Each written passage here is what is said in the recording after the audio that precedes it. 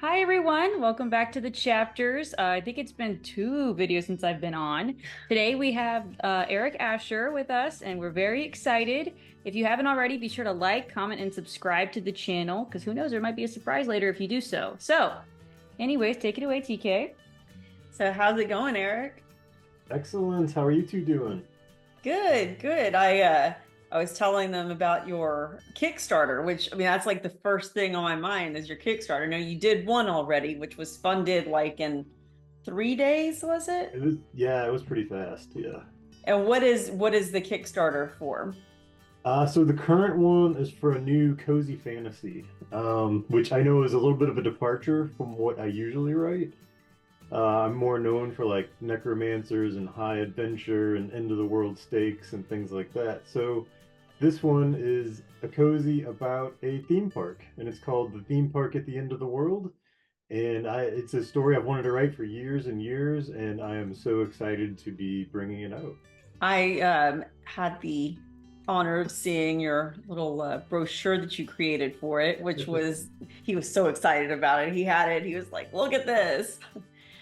So were you able to show a bunch of readers that at Book Bonanza? Yes, yes, and that went over very well. Yeah. I think it was kind of funny because some of them were like, "Why are you talking about this map so much?" I was like, "Come over to my booth and I'll show you why." So of course you hand it to them and then they start unfolding it and it's like a real theme park map and they're like, "Oh, okay, this is really cool." And what brought that about for you? So it's just like theme parks have been something that I've always enjoyed. It's kind of like a family thing.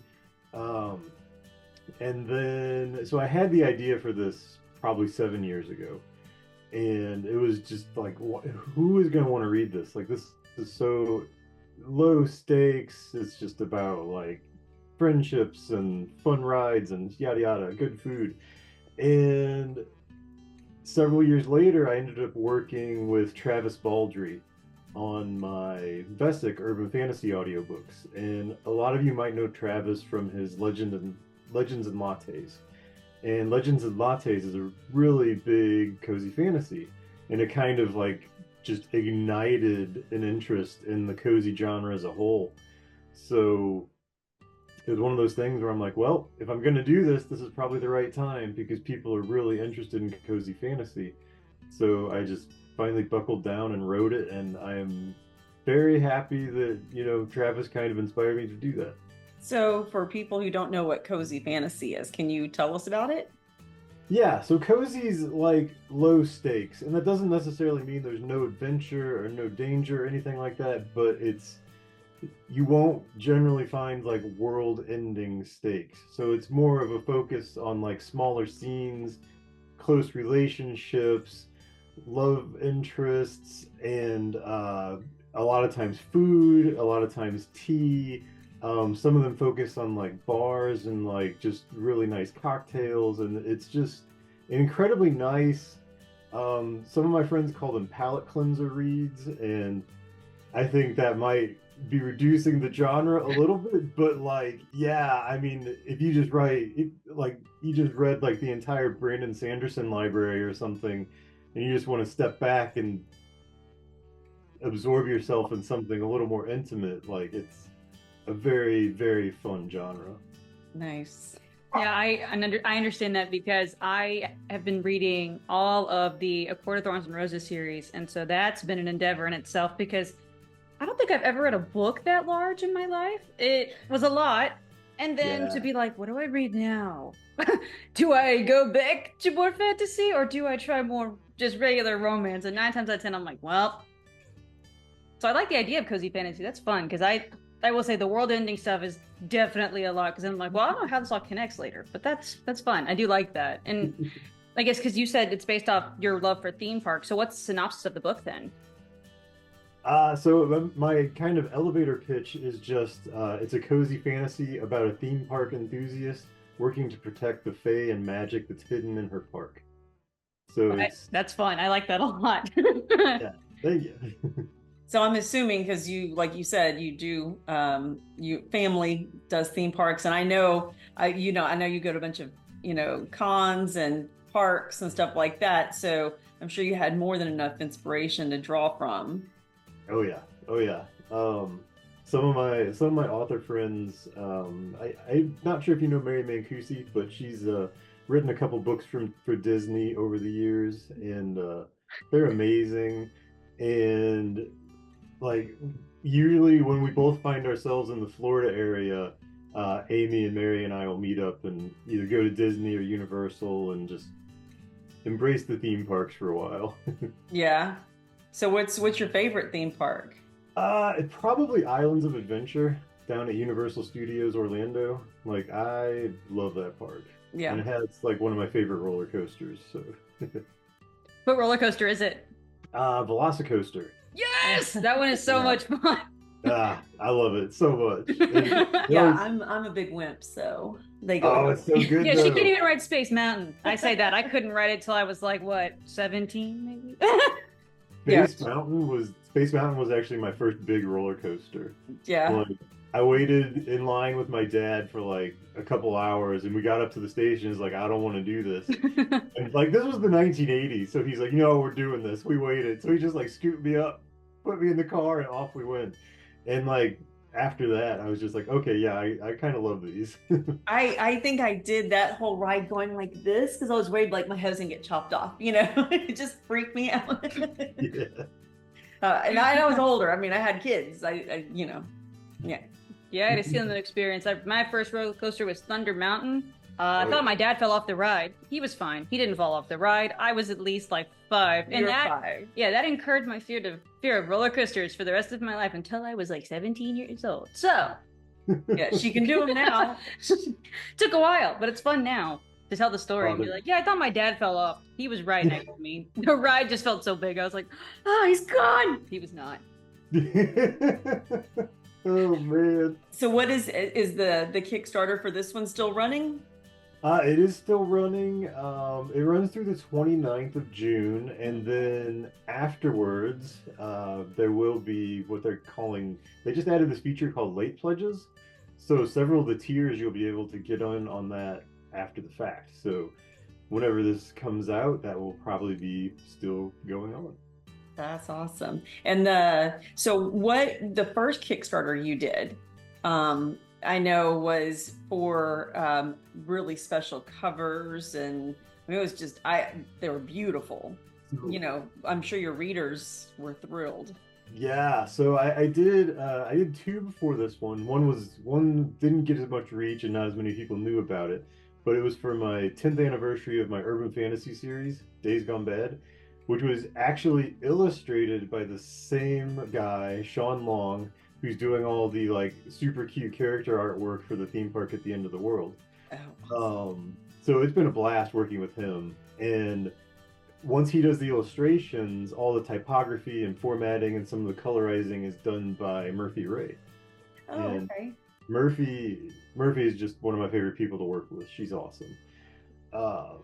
And my second one was my Steamborn omnibus, which is a ridiculously large book. We put the entire trilogy in one 1,000-page monster. Wow. It's got like incredibly detailed edges on it. Like they're like printed edges. They're kind of sprayed edges, but they're super highly detailed. And it's actually of the world map that's printed on the edges of the book. And it turned out so nice. And I love that one so much. And has that one, is it completed or is it still in production? That one has been completed and printed, and I think I might have 50 copies of it left. Oh wow! Over on my author store, if anybody's searching. Absolutely. That's really cool because I'm a sucker for covers. I know they say you shouldn't judge a book by its cover, but if I'm being so honest, that is the first thing I look at sometimes. I'm like, maybe I like the back, and then I'm like, oh wait, I do like the back. So it's like, oh, We actually just walked into Barnes and Noble, and the overwhelming amount of covers was fun. And I was like, oh my gosh, there's too many. And I was like, I don't know which one to get. So It's always fun to just look at a cover, and also a really detailed, nice book, and being like, I want to keep this as a collector's item. I'm gonna read it still, but I do want to just keep it on my shelf. Oh, there's so many books back in like the late 1980s and 1990s that I found because one of my favorite cover artists at the time was Michael Whalen, and he did the cover art for like C.S. Friedman's Coldfire trilogy, which is still probably my favorite fantasy book of all time. It's amazing. And I doubt I ever would have found out about it if it wasn't for like, oh, I know that style of art. And sure enough, it was his, and that introduced me to all Celia's work, and she is one of my favorite authors now, like just period, any genre. Wow. Yeah, there's a local bookstore here in town. I'm gonna forget. It's like I think it's Forgotten Lore or something like that. And it is tiny little bookshop, and they have the most stunning covers because they're old books. Ooh. And just really cool. In fact, I bought my niece a Jane Austen that was just, it had beautiful edges. It was a hard, book. And I love being able to go in there and see some of the really just intricate covers they have. And I feel like, your Steamborn is in that same vein, just very catchy. Thank you. So then, what's been the favorite part of writing your stories specifically? Like, what's been the most amazing, fun part that's like, you just get to create stuff? Well, that for sure. I mean, just creating things it really like scratches that impulse. And man, I don't know. Like, I really dig the research. I mean, researching a theme park book, you can't beat that. But but like some of my older stuff, like especially when it comes to my Vesic series, my old urban fantasy series, that has a lot of American Civil War history tied into it. And if you know anything about American Civil War history buffs, they get very what's the right word? They will let you know when you screwed something up. Oh. Let's put it that way. So the research went really in depth on that one. And that was really neat because we did road trips to a lot of the battlefields and whatnot that were featured in the books. We went to the 150th anniversary of Gettysburg. Oh, wow. Saw like the big reenactments and everything. So that was kind of an amazing thing to experience, and a road trip that I'm always glad we took, and I never want to take again because wow, that was a lot of driving. Yeah. Oh, can imagine it was. But road trips are also a good time. I mean, I'm sure you came with a bunch of inspiration on that too. Oh yeah, yeah. And we stopped like in Kentucky and the distilleries along Oh the way. yeah. The Bourbon Trail, do the Yes. whole thing there. So you use history in some of your books. When it comes to your newest one, the theme park one, did you use any? Because I am obsessed with documentaries about Disney. I have watched almost all of them on Disney Plus because I like the behind the scenes of, oh my gosh, that's so cool. I like how they built the stuff. My dad and I just watched the Pirates of the Caribbean one, which is fun. I do love Pirates of the Caribbean ride. But when it comes to doing your research on the theme park, which one did you pick specifically to do most of your research on and be like, I'm taking mainly the concepts from this, but still pulling from other parks? It's really the main parks that I went to for it were both parks at Universal Orlando, several of the Disney parks, several Six Flags parks actually, like Six Flags over Texas. Six Flags St. Louis is my home park, like really close to where I live. So that one was really a big influence on the setting, because Six Flags St. Louis is kind of nestled up against like a really old mountain, which if you live near mountains, it's more like just a really eroded small hill. But in Missouri, it's yeah, it's still just a hill, but it's really cool because it's nestled in kind of in the woods and makes for some really cool terrain coasters. So I had to do some of that, but man, yeah, I guess kind of the layout of the park. I really enjoy the spoke layout that you see at like Epcot and Islands of Adventure, where everything's circling around a central point. So I really wanted to do something like that. So there's a little bit of a lake, there's like a really nice restaurant in the middle of it. Yeah, but it's really a conglomeration. So I know you got to do that whole leave your job and go full-time writer. That was a really big deal for you. How has that changed, your ability to write, your research, all that stuff? It's been pretty amazing. Like I always thought that would immediately mean I wrote lots and lots more books, which hasn't really been the case. Because there's a lot of stuff that goes along with being full-time that People don't talk about that much. It's still 100% worth it. I absolutely love it. I actually just passed like the 5-year mark on that, so it's pretty cool. But yeah, sometimes I'm like, maybe I should like take a job outside of the house just for a year, just to see people again. Yeah. Yeah. Have you found that it's harder to write now that you're full time? Not so much. Like as long as it's a story that I'm really like, I want to write this. Like the theme park at the end of the world, I spent so long outlining it, and then I actually wrote the entire first draft in 2 weeks. Oh, wow. It was just like because when I'm really into it and excited, and I know exactly where the story's going, I can knock out quite a few words pretty fast. But yeah, I used to be a pantser. And for those of you who aren't familiar, that means I just wrote off the cuff. I didn't really have a plan. I was like, let's just see where the characters go and go along for the ride.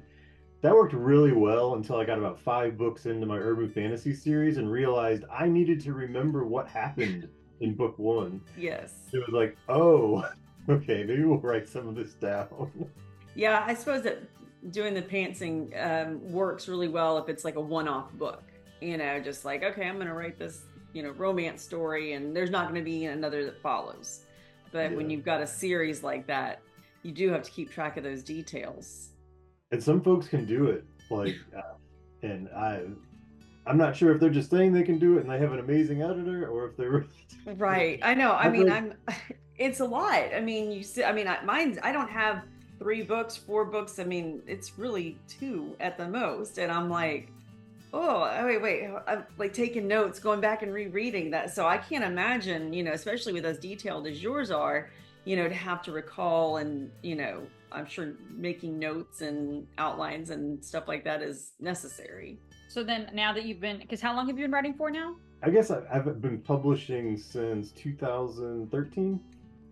So, oh Lord, 11 years now. I know. And that's where he and I met at PenCon back in, was that 2014 maybe? 14, yeah. That was crazy. That was a really cool event. But that's where I got to meet Eric. It was like in your backyard. I loved that event so much. Yeah. I was sad to see that one go. Yeah. It was a lot of fun. So after 11 years of writing, what has been your favorite part? Just in general. Favorite part in general. That's tough. It might be like meeting the readers at conventions. Like the ones that are... It's hard to explain what it's like to meet somebody that's like a big fan and probably remembers more about my books than I do, which but it's really cool too. And like some of them have ended up becoming ARC readers over the years for me. And that's huge because they'll catch those little timeline discrepancies that maybe slip through editing and things like that. And it's great. And like just hearing their stories and how they've told their friends about things, and it's pretty neat. So then I guess I have another question. But so now I guess it's the readers. What do you want to do more of? Are you planning on writing longer series, or do you plan on doing a little bit more standalones, or do you like the series aesthetic? Because I like series, because I'm like, oh, I like to know what happens moving forward, but I also like the standalones where I'm like, okay, I'm done. So something a lot of my mystery writer friends have done is they actually will write a series, but each book can absolutely be read as a standalone. Mm-hmm. And I really like that approach. Like there's an arc in my Vesic series that's 8 books long, and it's like, yeah, so it's kind of like, well, I mean, this is a marathon read. You can't really step into it. So I switched that up a little bit with my Steamborn stuff. So Steamborn's a 9-book series. But the first 3 books make up a trilogy, the second 3 books make up a trilogy, and the last 3 books make up a trilogy. There is an overarching plot, very much so, but you can also read each trilogy separately. And then I'm kind of taking that a whole step further with the theme park book. The first one is 100% a standalone. There never needs to be any kind of sequel. It's just... But if it does well, I have other ideas that I can turn into another standalone. And that would be kind of cool to have like a duology, but they're both standalones. It doesn't matter which order you read them in. It's just, they just work in the same world. I think that would be a lot of fun. So hopefully I get to do that. We'll see. The Kickstarter's going really well, and then we'll kind of see how the retail release goes. That's awesome. So I know we were at Book Bonanza, and of course Colleen's we got to preview her new movie, and I was actually talking with Heidi before, and we were talking about her book being turned into a movie. Is that something you would like to see happen with any of your books? I think that would be amazing. Yeah, I'd love to see that happen. Two of them especially, like I think it would be a lot harder to turn Bessic into something like that. Although more budget-friendly special effects have come a long way, so you never know. But Steamborn and the Theme Park at the End of the World, both, I would love to see them turned into some kind of like anime style feature. Like I would love that so much. I mean, both of them are kind of influenced by my love of like all of Hayao Miyazaki's work. Like I adore all of that, and it's just seeing some of those characters animated would be amazing. Well, that was actually my question was, would you prefer it to be real people or animation? I'm like, I usually prefer animation because I'm the kind of person that's like, you could, like, physically could be the person I'm thinking about, but I like the animation part because then it's cleaner in some places, especially if it's fantasy. I'm like, oh, I could watch this for hours. Yeah, I love it so much, and like you see those Miyazaki movies, and those have tons of cozy elements, like very much so. So like the food in all those movies is kind of legendary. It's like you're watching an animated thing, but you're like, I want to eat that. And it's just that vibe. I love that vibe so much. What are some of your favorite movies? Oh man, all of them. So like some of my big ones are like Howl's Moving Castle. Yes! She just made me watch that. What was that in the fall? Christmas break. Yeah. That was amazing. So amazing. And have you read the book too? No. Oh, I have not. My friend actually started reading it, and she said it was very different from the movie, but it was still good. It is. It's very different, and it's still amazing. And if you ever watch an interview with Diane Wynne-Jones, it's hilarious because she's like, it's a Miyazaki movie, so of course he had to put airships in it because there weren't really airships in the book. So it's a riot. Like it's. I love the book. I love the movie. They're definitely different entities, but man, they're so good. And kind of my introduction to that whole style was Nausicaa, The Valley of the Wind, and that's definitely still one of my favorites. And back in the 80s or early 90s, I don't remember exactly when, but when it first came out in the US, it was actually called Warriors of the Wind. And it was this weird, shortened, they cut out so much of the story for the US release, and it's like, man, something's missing from this. And then later on, I finally saw like the full length feature, and I'm just like, why did they murder that movie? And it's so good. So good. No, that would be fun. I love that art style. Like you said, it's a very cozy element. Especially the one thing I think of is like when they're cooking the eggs in House Moving Castle, and she's cooking over Calcifer. He's like, "What are you doing?" And she's like, "I'm making breakfast." And it's just all of the food looks real enough that I'm like, that is so pretty.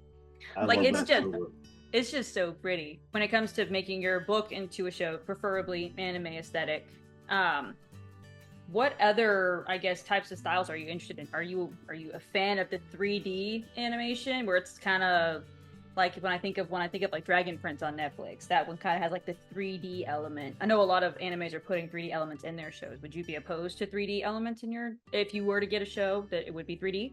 Not at all. Like I would be totally fine with that. You would make it as stick figures. I'm good with that. It's like that's perfect. So, I'll sign up.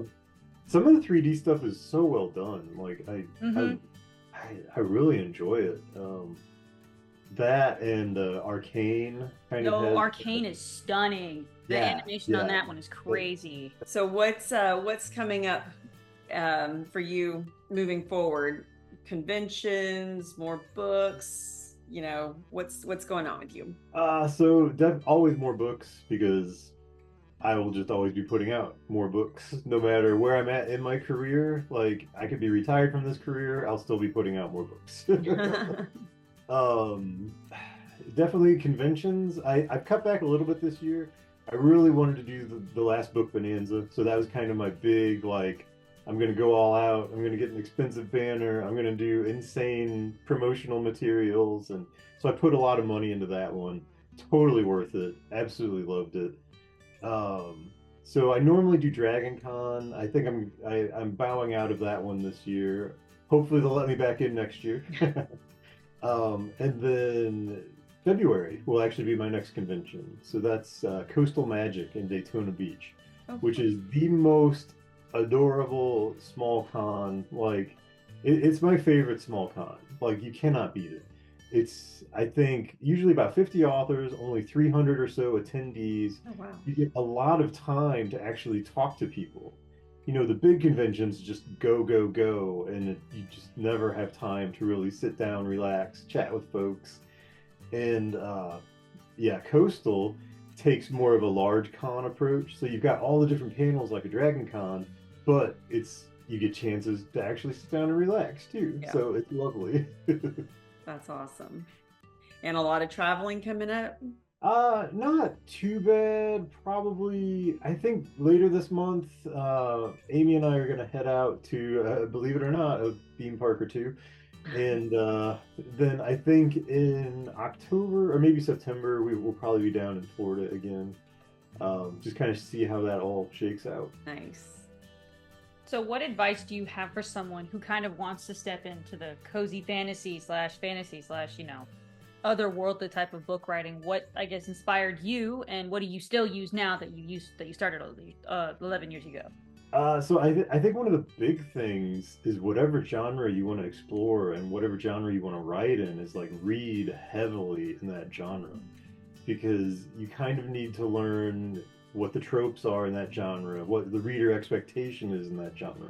And by all means subvert those, but do that with intention, you know, you can use a well-known trope and then put a huge plot twist in your story that kind of just completely goes against the reader expectation. But if you understand the genre better, you can do that without angering said readers. They'll be like, "Oh, what a neat twist!" Not, "Wow, that was terrible." Yeah. And that was a big thing for me to kind of learn, because I didn't really understand tropes and things when I was first getting started. There's a wonderful book on tropes by Theodora Taylor. I forget the name of it, but Google Theodora Taylor or look her up on Amazon, and she has a book on universal fantasies, which is basically like what tropes appeal to a massively wide audience, and it's a really neat read. And so you said you put, like, I said, yeah, like, you know, using tropes, but then putting a plot twist. Was there anything in your stories that had been caught you by surprise writing it, and you were like, wait, I don't know what just happened to my own book, but you know what? We're gonna go with it. Oh yeah. Sometimes your most carefully laid plans, the characters will be like, you know, it would be better if I did this. Because what you want me to do is not what my personality says, and it's just like, ah. And sometimes they're right, and that's annoying because you made them. But yeah. I think a universal experience for all of us. You know, the voices talk, and sometimes we gotta listen to them. You should put that on a shirt. The voices talk, and sometimes you gotta listen. Whether that's about intrusive thoughts or characters, who knows? Right. So we only have about like 5 minutes left-ish. So I guess, what do you want? Is there anything you'd like to say to your readers? Any promotion, self-promotion you'd like to do? Anything like that for like the next couple of minutes? I think we kind of hit on everything. I mean, really, we got the Kickstarter. We mentioned the store. Yeah, I think we're in pretty good shape. Yeah. Awesome. Well, then, you have anything else to say? No, thank you so much for taking time out today and talking with us. I'm so excited. Like, this cozy fantasy you're working on sounds really, really amazing. I mean, you're sitting there talking anime, and I'm actually going, I could totally, and without knowing anything about the story, I'm like, that seems like it would be an epic movie, you know? So if somebody is listening and, you know, hits them up, movie. Yeah. But, well, thank you so much, Nick. Like I said, viewers, if you haven't already, be sure to like, comment, and subscribe. And be sure to follow Eric Asher on Instagram. What other social media platforms do you have? I'm on TikTok and Facebook. And, well, as you mentioned, Instagram. Those are kind of my mains. And they're all at Eric R. Asher. Awesome. So be sure to do that, and we'll see you in the next one. Thanks, Eric. Thank you.